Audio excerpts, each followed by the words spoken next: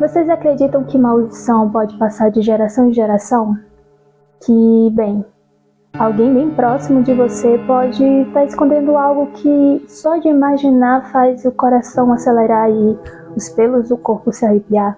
Então, a história de hoje assim, é um pouco pesada, então se você for sensível a esse tipo de conteúdo, eu recomendo que vá para um outro vídeo. Tem vários vídeos aqui no nosso canal. E o seguinte, o tema de hoje é lobisomem e eu deixei um vídeo exclusivo para esse relato porque eu achei ele um tanto inusitado.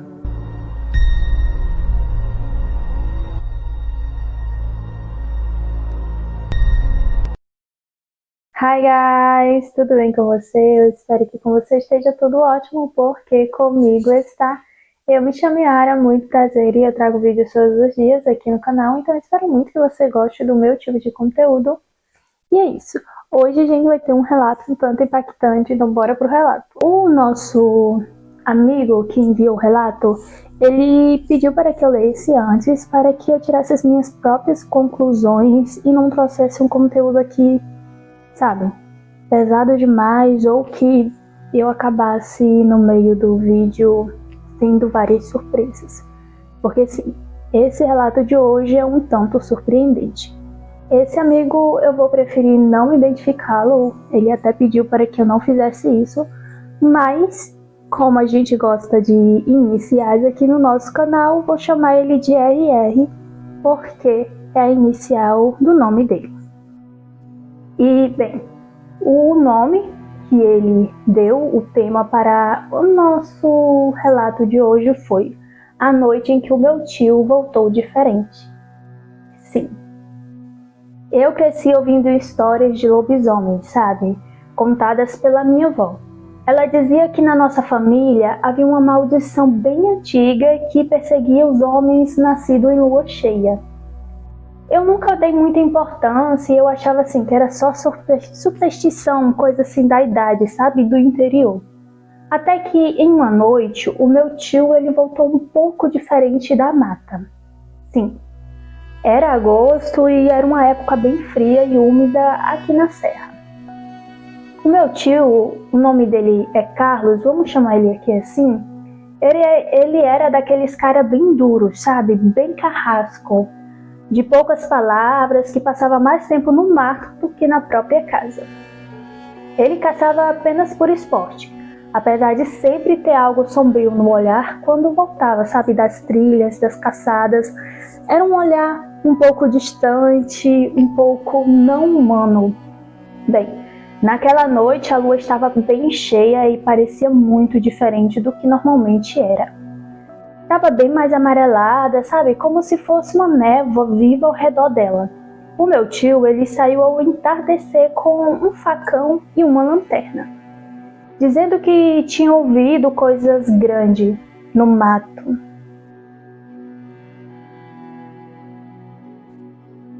Algo que estava assim assustando os cachorros e toda a vizinhança ali.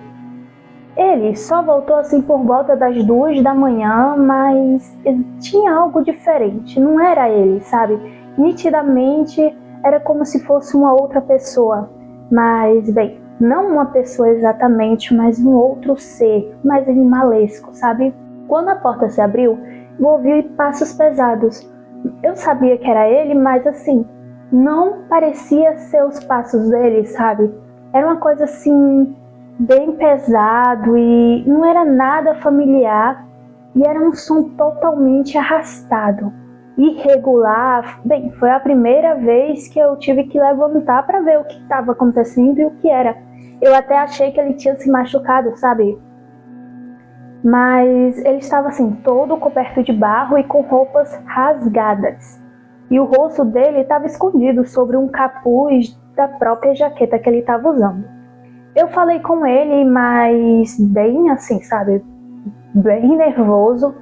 Mas ele apenas virou o rosto e olhou para qualquer outro lugar que não fosse para mim. Mas eu percebi de relance que os olhos dele estavam assim, bem diferentes.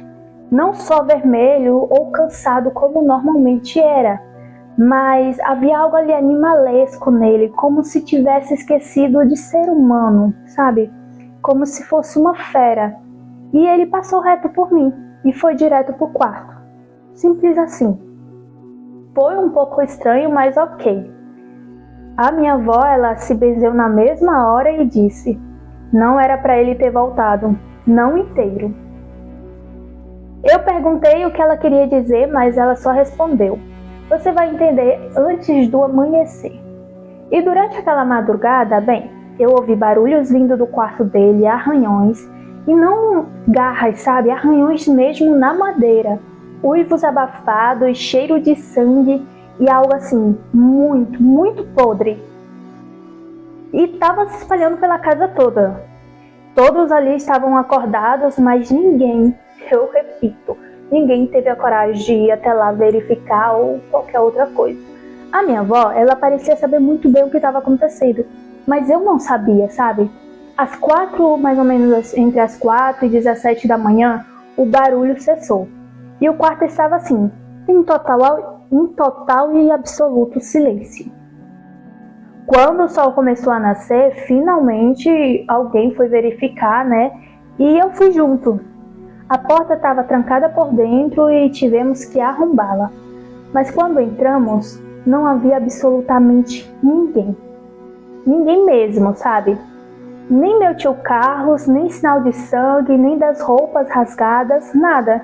Só marcas de garras no teto e um buraco na parede, como se algo enorme tivesse saído por aquele buraco. Chamamos a polícia e procuramos por ele por semanas, e nada.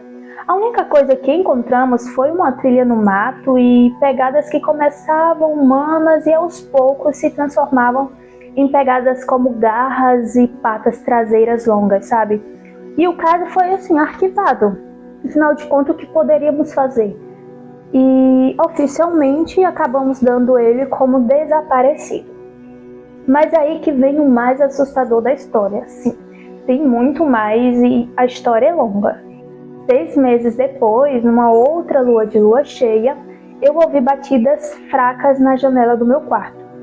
Quando eu olhei, eu pensei que estava sonhando. Era o meu tio e ele estava assim, nu, coberto de lama e arranhões, e os olhos vermelhos de novo. Ele sussurrou uma única frase antes de sumir novamente na escuridão: não me deixem entrar na próxima vez, por favor. Sabe, desde então, em toda lua cheia, eu ouço passos no telhado e uivos no fim da estrada. A minha avó, ela acabou morrendo de medo no inverno passado. E eu durmo com um cadeado na porta e sal grosso ao redor da cama. Mas eu sei que, uma hora isso tudo não vai adiantar e eu estarei à mercê da sorte. Ele ainda é o meu tio, mas não é humano.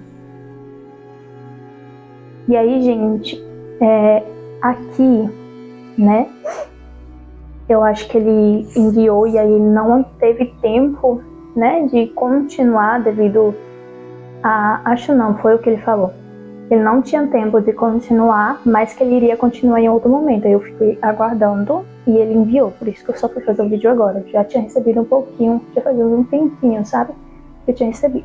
Passaram-se 2 anos desde a última vez em que eu vi o meu tio. Ou eu vi aquilo que, ele estava se tornando. E eu tentei seguir a vida, mas nunca mais eu consegui dormir tranquilamente.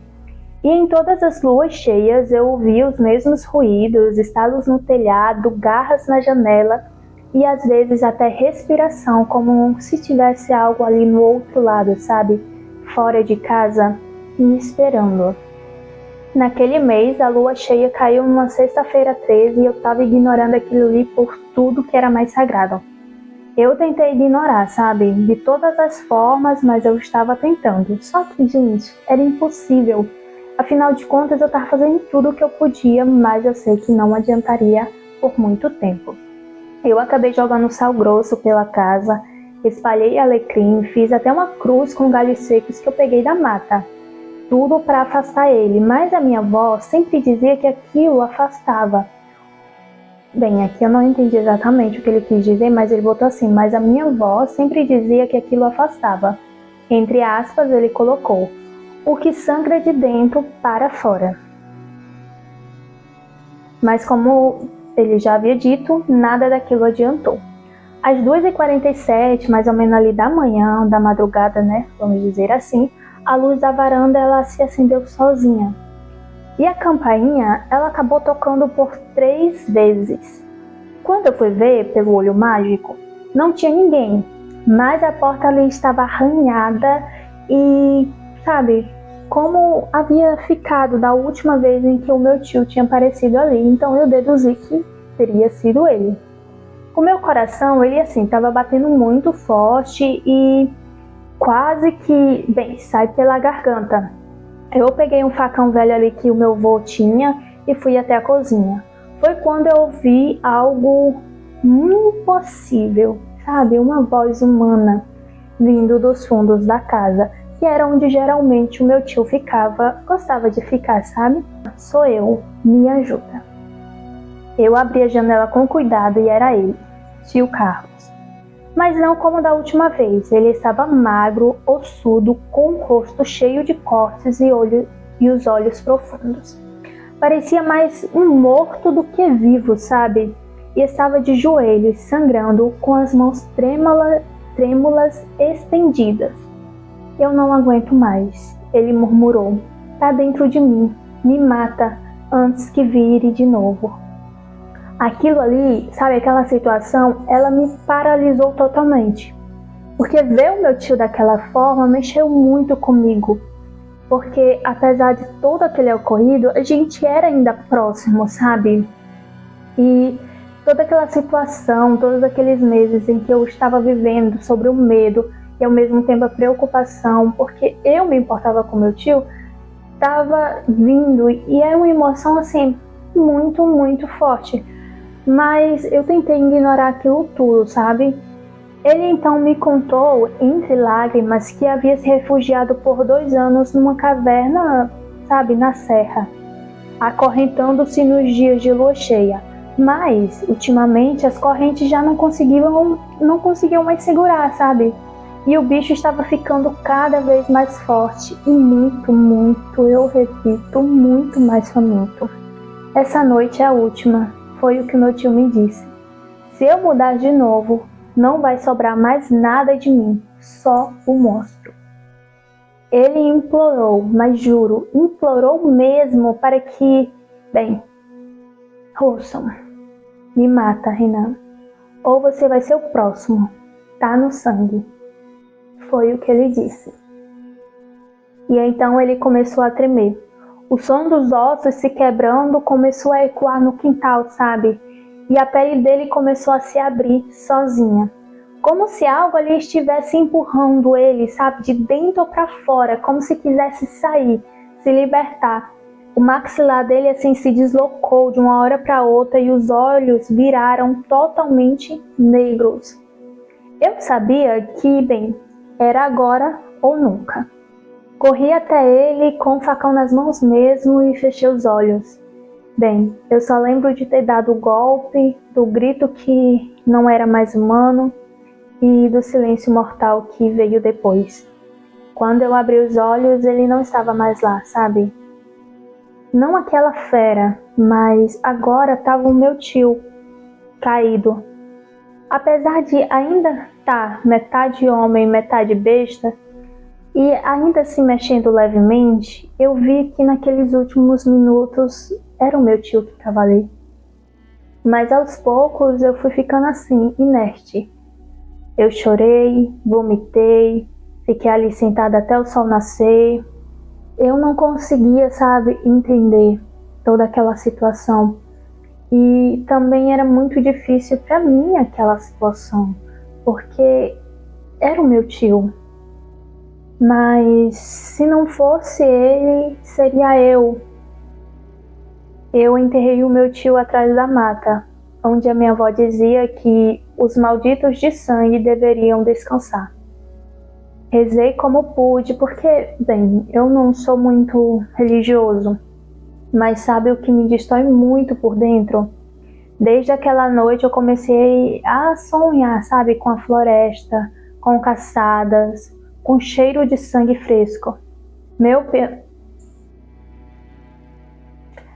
apetite... Ai, gente...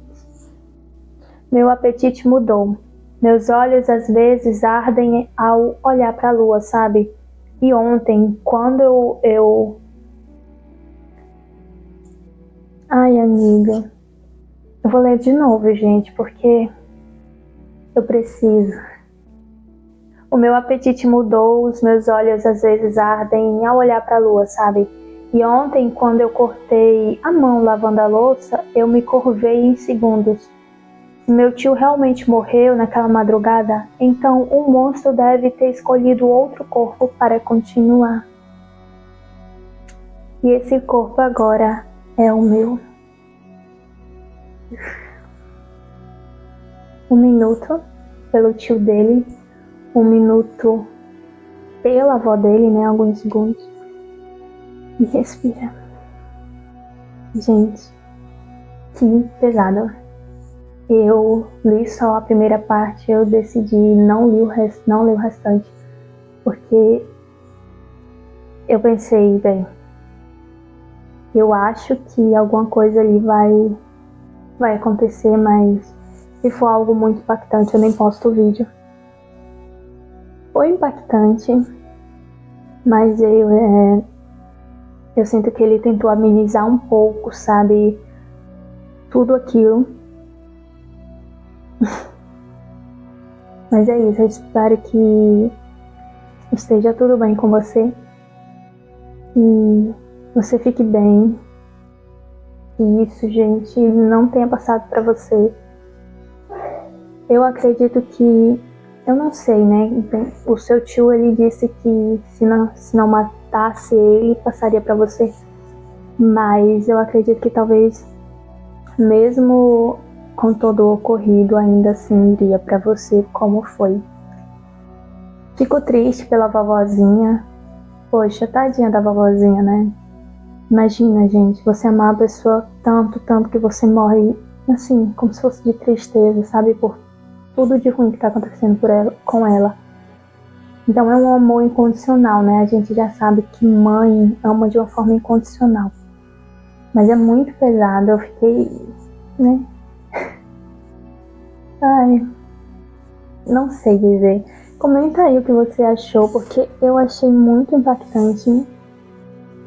Achei um pouco diferente, né? Porque normalmente é o 7º filho e a questão da lua cheia é normal, mas é hereditário, né? Então eu acho que como é uma maldição hereditária, acaba que pega muito e, como o nome já diz, né? Maldição. Então eu acho que alguém jogou na família há muitos anos e, gente, imagina as mulheres querendo, assim, sabe, fazer de tudo pra não ter a criança em lua cheia, sabe, sofrendo dor, porque eu acho que deve ter acontecido muito isso, porque ele disse que todos os que nascem em lua cheia têm a tendência de, né, aderir a essa maldição. Então é toda uma estrutura e o final muito impactante. Eu fico imaginando a pessoa escrevendo tudo isso. Ai, bem forte. Mas é isso, eu espero que você tenha gostado do vídeo. Eu não posso dizer exatamente que gostei, né? Claro, a história é um pouco perturbadora, mas foi enviada, e se foi enviada porque foi, gente, um assunto tão delicado, ninguém vai querer falar assim. E que bom que não colocou exatamente o nome, né? Que não quis revelar aqui. Mudou também o nome da pessoa. Isso é muito importante para manter o sigilo. Mas é isso. Muito obrigada por ter enviado o relato. Deve ter sido muito difícil para você ter enviado. E agora, eu acho que por ser uma maldição hereditária, eu acho que você ainda consegue quebrar, sabe? Eu acho que sim. E se fosse uma questão assim de... 7º filho, né? Nasceu, vira lobisomem. Se fosse essa questão, eu acredito que seria bem mais difícil, mas como é uma maldição, acho que maldições devem ser também quebradas. Então acho que se você procurar alguém que possa lhe ajudar, vai tenha talvez essa possibilidade de que tudo se resolva. E se cuida, querido. Se cuida que a gente já viu que o negócio não tá fácil pra você. Mas é isso. Espero que vocês tenham gostado e até o próximo vídeo. Beijo!